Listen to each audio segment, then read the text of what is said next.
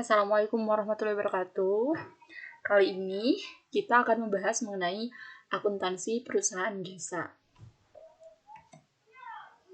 Materi untuk hari ini yaitu satu tentang pengertian dari perusahaan jasa, dan yang kedua siklus akuntansi perusahaan jasa, di mana kita akan membahas baru 3 tahap, yaitu tahap pertama, kedua, dan ketiga. Pengertian perusahaan jasa. Nah, apa sih perusahaan jasa?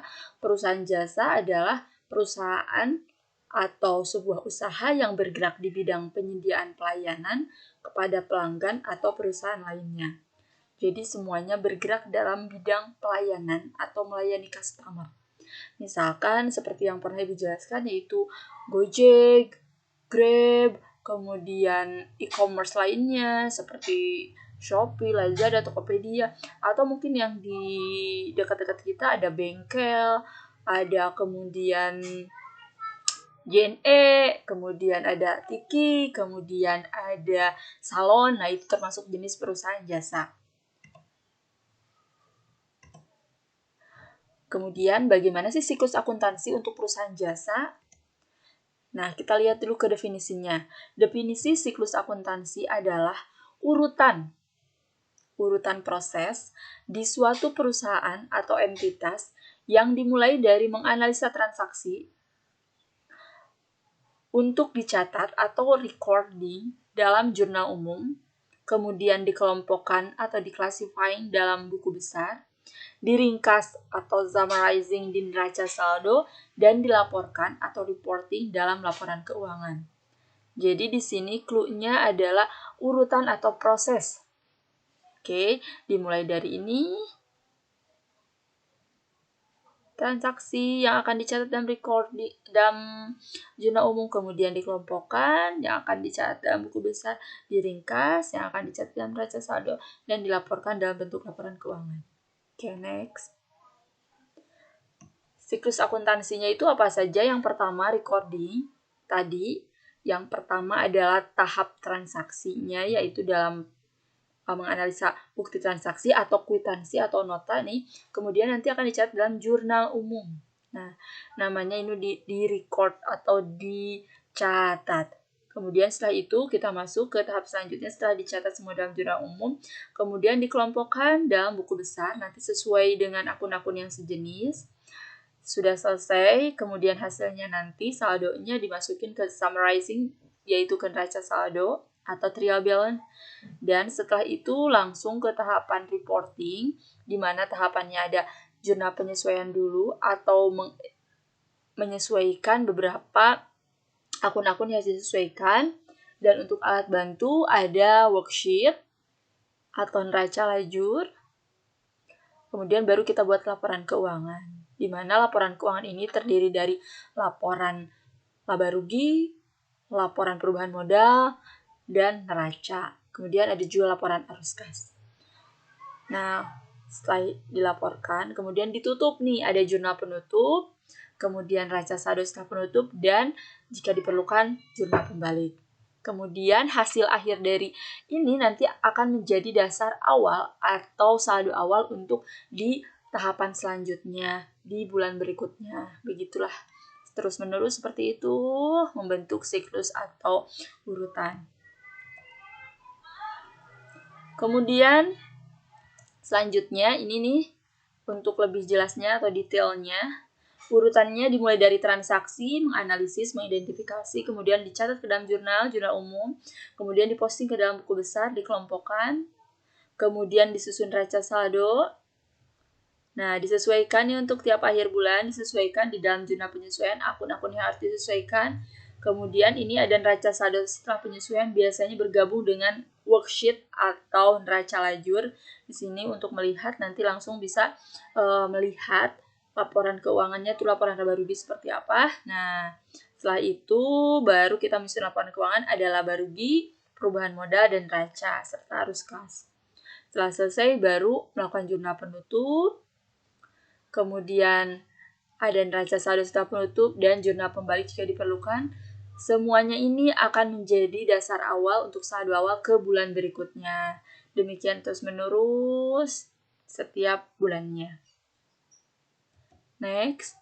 Nah, untuk tahapannya seperti yang pernah Ibu jelaskan, yang pertama tahapan pencatatan atau recording, kemudian tahapan pengelompokan atau classifying, kemudian tahapan peringkasan atau summarizing, kemudian tahapan pelaporan atau reporting. Nah, yang pertama adalah tahapan pencatatan atau recording.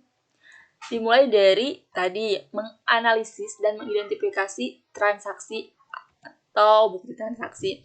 Langkah pertamanya yaitu mengidentifikasi transaksi. Perusahaan akan memiliki banyak transaksi sepanjang siklus akuntansi. Biasanya kita ambilnya 1 bulan deh, 1 bulan nih. Nanti harus dicatat nih tiap bulan itu biasanya dibagi lagi ke tiap harinya. Tiap hari kita harus mencatat beberapa transaksi yang tiap hari ada, kita catat. Nah, misalkan ini nih, contohnya transaksinya dari kwitansi, nota pembelian atau nota penjualan, dan lain sebagainya. Nah, contohnya ini ada. Jadi, dimulai dari ini nih, kwitansi atau nota-nota yang akan dilanjutkan dicatat ke dalam jurnal umum. Nah, catat transaksi dalam jurnal dengan detail berdasarkan data yang didapat agar mudah dalam siklus selanjutnya. Nah, nanti semua kwitansi ini yang tiap hari itu tiap hari, kemudian tiap hari juga tiap jamnya sesuai dengan transaksinya, masukinlah ke sini. Di sini ada jurnal umum. Yang pertama ada nama perusahaannya harus dicatat, kemudian ditulisin jurnal umumnya atau bahasa Inggrisnya general journal. Periodenya ditulis Januari 2000 berapa.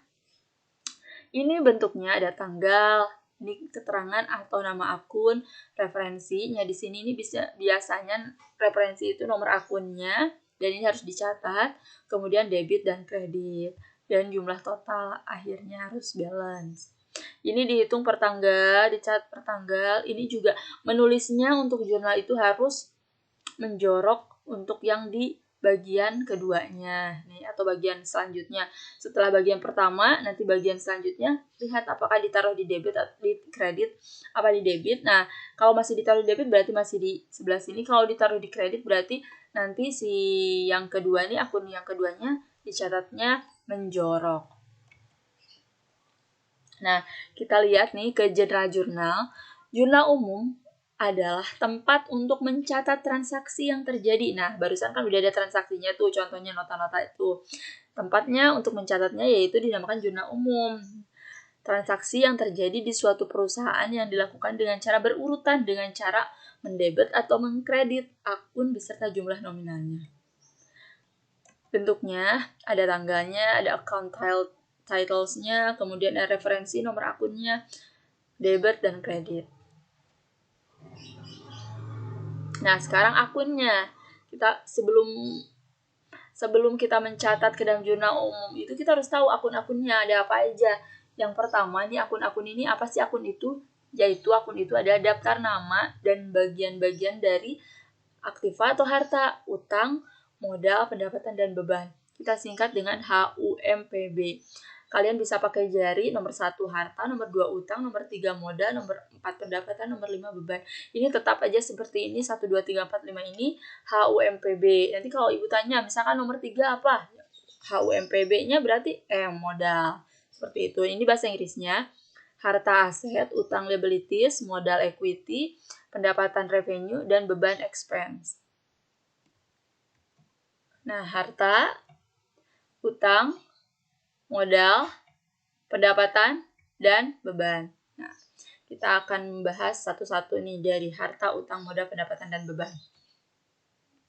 Sebelumnya kita harus pahami dulu bahwa persamaan akuntansi itu harta kita itu adalah sama dengan utang ditambah modal. Maksudnya gimana nih? Harta kita itu, harta perusahaan maksudnya, kita ambil contohnya harta perusahaan. Jadi seseorang itu ketika mendirikan perusahaan itu, yaitu hartanya itu, harta dari perusahaan itu bisa didapat dari utang dan juga dari modal gitu. Jadi misalkan Tuan Andi menginvestasikan uang senilai 50 juta untuk perusahaan bengkel. Nah, berarti 50 juta ini termasuk harta di sini. Dia nggak minjem nih, jadi strip. Nah, 50 jutanya ini terus di sini lagi modal. Jadi 50 juta yang sebagai modal itu sebagai harta di sebelah sini dan sebagai modal di sebelah sini. Gimana Bu kalau ada utangnya? Jadi misalkan Tuan Andi tadi menanamkan modalnya 50 juta nih untuk mendirikan bengkel, tapi kurang nih 20 juta lagi, harusnya 70 juta. Nah, berarti nanti totalnya hartanya dia jadi 70 juta nih. 20 juta didapat dari utang, 50 jutanya lagi dari uang pribadi sebagai modal. Tuh, jadi harta sama dengan utang tambah modal. Nah, ini saldo normalnya, harta di sebelah debit. Kalian bisa pakai 5 jari ini kemudian ditutup 3, nomor 2, 3, 4. Jadi kalian seperti sedang nelpon. Jadi akun 1 sama akun 5 itu adalah berada di sebelah debit saldo normalnya. Kemudian untuk akun 2, 3, 4 itu di sebelah kredit. Nah, cuman beda sendiri nih untuk yang price atau drawing atau pengambilan pribadi, ini berada di sebelah debit. Next, kita lihat ke bagian harta. Yang pertama adalah aset atau harta. Harta itu apa sih? Harta adalah kekayaan yang dimiliki oleh perusahaan untuk digunakan dalam mengelola perusahaan. Contohnya nih, dalam akun harta itu ada arta atau aset lancar, yaitu yang mudah dicairkan seperti kas, uang tunai ini, piutang. Piutang itu uang kita tapi ada di orang, jadi orang lain minjem ke kita, atau orang lain itu misalkan membeli ke kita tapi uangnya belum, jadi uang kita ada di orang, ini piutang. Kemudian perlengkapan ini seperti buku, spidol, kemudian pulpen nih yang masa pemakaiannya kurang dari 1 tahun, bahkan mungkin kadang juga 1 bulan atau kurang dari 1 bulan. Kemudian asuransi atau iklan dibayar di muka nih. Kalau untuk di muka ini misalkan kita mau bayar iklan nih untuk 5 bulan. Nah, kita biasanya bayar iklannya duluan nih sekarang. Nah, itu namanya iklan dibayar di muka, bayar iklan duluan, tayangnya mah nanti-nanti. Nah, itu di muka artinya. Kemudian aset tetap ini hartanya tuh harta yang liquidnya itu butuh proses. Contohnya peralatan, dan waktunya juga lebih dari 1 tahun. Contohnya peralatan ini misalkan mesin, kemudian kursi, meja, ini peralatan yang di kantor. Kemudian kendaraan juga lebih dari 1 tahun. Ini harta perusahaan juga, bangunan juga, building, tanah juga. Kemudian aset tidak berwujud, goodwill ini nama baik perusahaan. Jadi semakin bagi nama perusahaannya, semakin bagus juga tuh ininya gitu, harta, dalam artian harta di sini ada nama baiknya. Kemudian hak cipta ini seperti membuat buku, membuat lagu, kan itu punya hak cipta atau copyright, itu juga sama harta. Dan hak paten atau membuat sesuatu nih. Ini untuk kelompok harta. Tidak jauh berbeda ini dengan harta kita juga, harta masing-masing, misalnya harta per orang gitu. Cuman ini adalah kita ngomongnya itu tentang perusahaan gitu. Kita fokusnya kepada perusahaan. Jadi perusahaan juga punya harta atau aset. Kemudian yang selanjutnya ini nih ada nomor akun dari harta adalah 1. Jadi harta ini grup 1, grup jempol nih. Nah, ada kas nomornya 112, piutang 111 maaf tadi, kemudian piutang 112, peralatan 121. Nah, kalau ini nomor-nomornya yang pertamanya 1, nah yang selanjutnya itu nanti biasanya ada di soal. Kalaupun gak ada di soal, kalian bisa lihat di catatan, misalkan nomor selanjutnya setelah kas itu nomor akunnya 1 berapa gitu. Nanti biasanya nanti sudah diketahui atau sudah dituliskan seperti itu. Dan ingat aja ini kalau kelompok harta itu nomornya 1. Nah, untuk yang kedua ini nih, lancar. Yang kalau lancar ini nomor yang keduanya setelah akun 1 biasanya 2. Karena kalau tetap maksudnya kalau yang lancar itu biasanya 101 atau 111. Kalau yang tetap itu 121. Nanti yang tidak berwujud ini 131. Seperti itu selanjutnya. Kemudian untuk yang selanjutnya yaitu utang atau liabilities. Apa sih hutang atau liability itu? Kewajiban atau biasa disebut dengan istilah utang adalah sejumlah dana yang perusahaan pinjam nih dari pihak lain atau kreditur dan harus dilunasi sesuai waktu yang disepakati. Jadi kita minjem ke bank, minjem ke mana gitu. Nah, ini adalah perusahaan minjem misalkan ke bank atau ke perusahaan lain. Nah, ini kita sebutnya dengan utang. Ada utang jangka pendek, ada utang jangka panjang. Kalau utang jangka pendek itu misalnya kurang dari setahun, sebulan, 2 bulan, 3 bulan, nah itu masuknya ke sini. Kalau utang jangka panjang ini lebih dari setahun, misalkan 2 tahun, 3 tahun, bahkan 5 tahun, 10 tahun, seperti itu. Yang nomor akun utang adalah 2 nih. Untuk yang pertamanya biasa utang jangka pendek 1 atau misalkan 0 bisa. Kalau utang jangka panjang ini yang keduanya itu 2. Kemudian untuk modal nomor 3 atau equity merupakan bagian dari aset yang ditanamkan pemilik untuk mendirikan perusahaan. Jadi ketika pertama kali perusahaan dibangun atau didirikan itu akan menjadi modal dari suatu perusahaan. Seperti itu. Nah, modal itu nomor akunnya 3. Contohnya modal awal 301, bisa juga 311. Pokoknya 3 awalnya.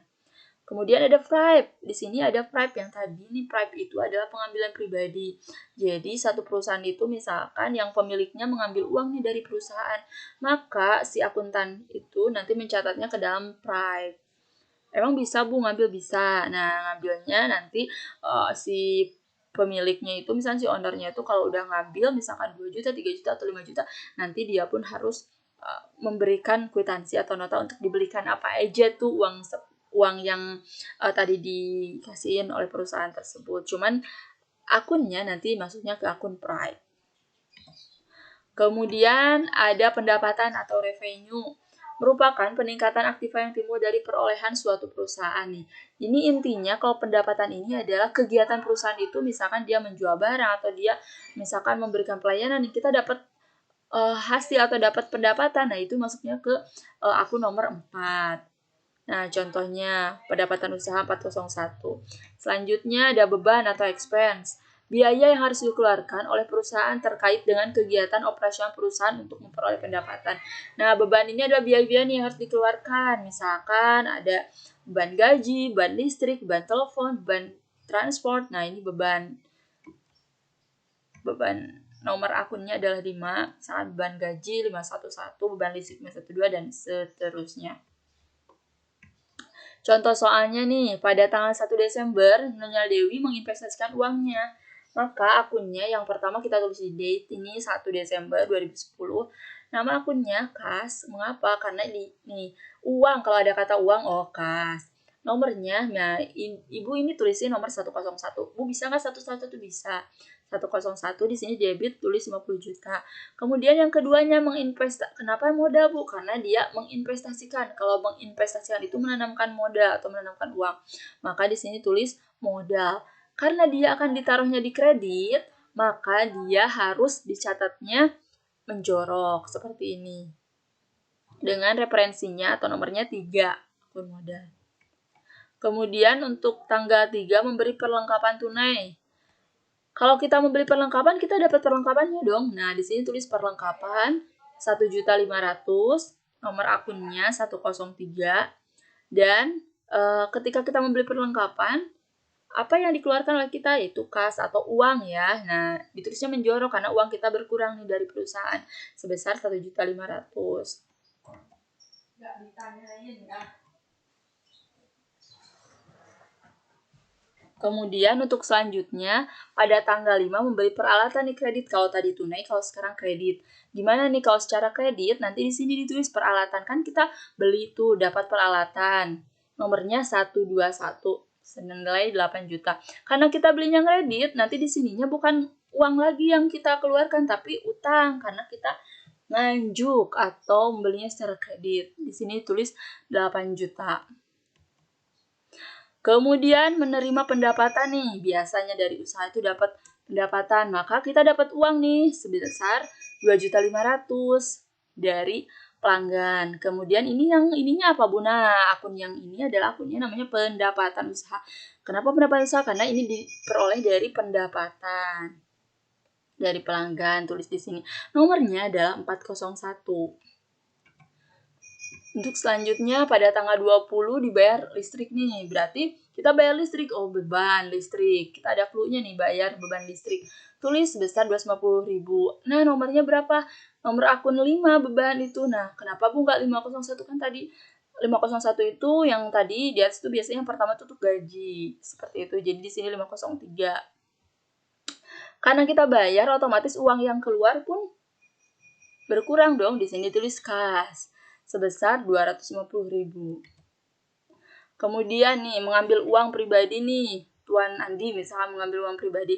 Maka ketika tadi udah Ibu sampaikan kalau mengambil uang, maka ditulisnya di sini Prime sebesar 250.000. Di sini di nomor akunnya itu 3. Ini 302 ya, terusnya 302. Kemudian yang selanjutnya adalah kas. Karena apa? Karena uang dari perusahaan kan berkurang tuh. Kas ditulis di sini sebesar 250.000. Kemudian diterima dari pelanggan 3 juta. Pelanggan itu bayar 3 juta harusnya, tapi dia baru punya uangnya 1.500.000. Jadi nanti sisanya minggu depan atau misalkan sisanya bulan depan. Maka kita harus mencatatnya. Kita dapat uangnya berapa? 1.500.000. Ini terbalik nih. Harusnya ini refnya 101 ya.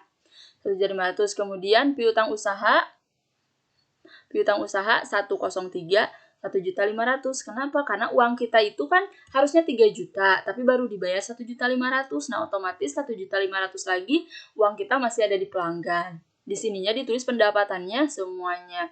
Kenapa Bu pendapatannya semuanya ditulis? Karena total yang dicatat dalam pendapatan dalam akuntansi itu semuanya.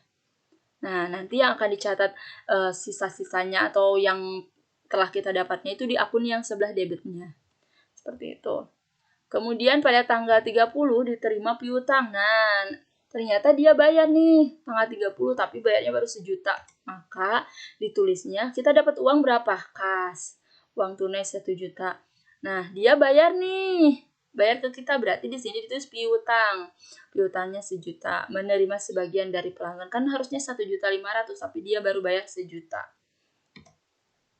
Oke, itu untuk jurnal umum contohnya. Selanjutnya kita lihat ke tahap pengelompokan atau classifying buku besar, yaitu memposting ke akun di buku besar. Buku besar memberikan rincian semua kegiatan akuntansi dengan akun dan mencatat aktiva tertentu.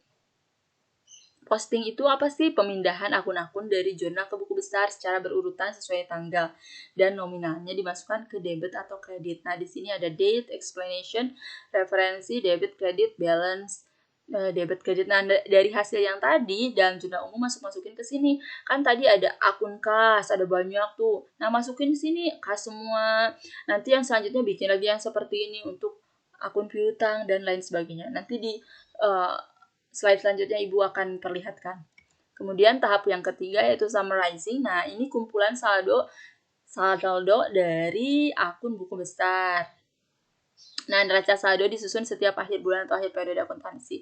Jadi ini adalah hasil akhir atau hasil saldo dari buku besar. Nah, ini nomor rekening, nama akun, debit, dan kredit. Kita lihat contohnya ya. Nah, ini kita pertama tadi kan udah jelasin yang jurnal umum ya. Jurnal umum kas, ini ada referensinya, ada debit kreditnya, modal nih. Kemudian posting nih ke buku besar. Ini semua itu misalnya jurnal umum sampai tanggal 30. Kita posting itu gimana? Dipindahin nih.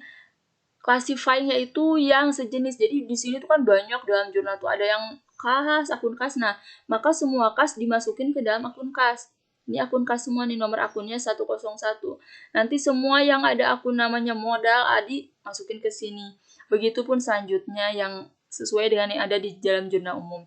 Kita lihat di sini tanggalnya masukin, kemudian keterangannya bisa di sini ditulis setoran awal pemilik. Nah, ini masukin ke sini debit. Nah, ini saldonya masukin ke sini 15 juta.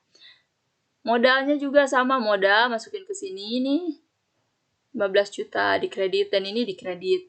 Kita lihat di sini di referensinya untuk buku besar ini.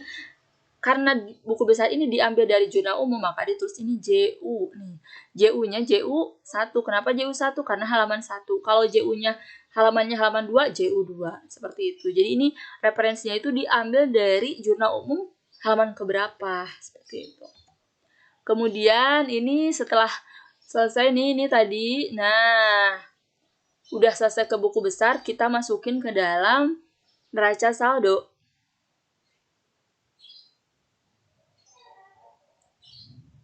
Kita masukin ke neraca saldo. Nih, jadi semua akun-akun hasil saldo-saldo yang ada dalam buku besar, nih masukinlah ke sini. Kas berapa, utang dagang berapa, modal berapa. Ini Bu taunya dari mana? Nah, tadi kan ada saldo normal yang Ibu bilang angka 5, kemudian kalian lipat nomor 2, 3, 4. Nah, ini saldonya. Nah, saldo ini, saldo nomor 1 sama nanti nomor 5 yaitu di debit, saldo 2, 3, 4 di kredit. Ini sesuai juga dengan dari sini nih, dari buku besar. Pindah-pindahin aja hasil akhirnya ke neraca saldo. Ini juga sama ke neraca saldo. Seperti itu. Ini neraca saldo ya, nggak pakai setelah penutupan. Oke. Nah, untuk selanjutnya yaitu latihan soalnya, silakan kalian kerjakan. Nanti dikirim ke Google Classroom. Kalau ada yang ditanyakan, silakan bisa langsung ke WA. Oke, untuk hari ini cukupan sekian. Assalamualaikum warahmatullahi wabarakatuh.